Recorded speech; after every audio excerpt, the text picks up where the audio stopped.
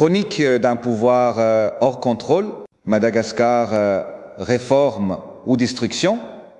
Derrière les décrets, la meute, une progression en trompe-l'œil.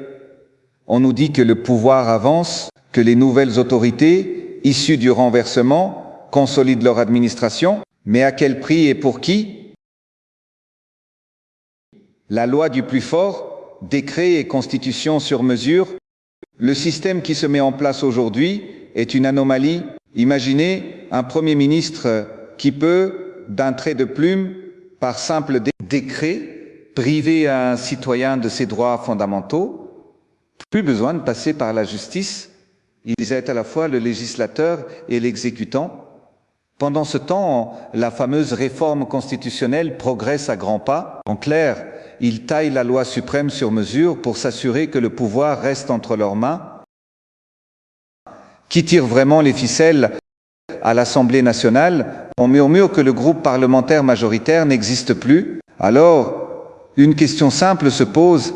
La réponse est peut-être à chercher ailleurs, loin des institutions officielles. On parle d'un cercle restreint, d'une véritable meute qui tire les ficelles, qui commande et dirige ce système en coulisses. Leurs objectifs réels, leurs véritables intentions, le flou demeure. Vous voyez, premiers actes, premières injustices, mais les premiers résultats, eux, sont bien visibles.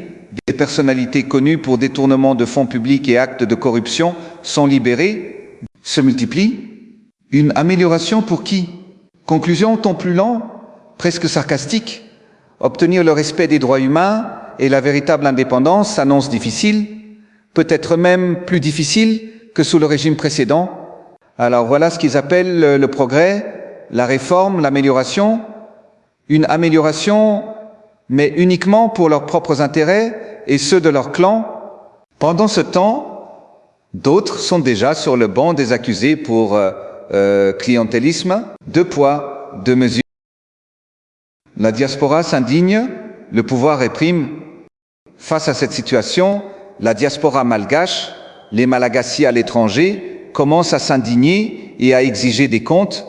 Ils qualifient ces prétendues réformes de destructrices et la destruction a déjà commencé. La liberté d'expression est bâillonnée, le droit de critiquer s'amenuise, les arrestations arbitraires durent.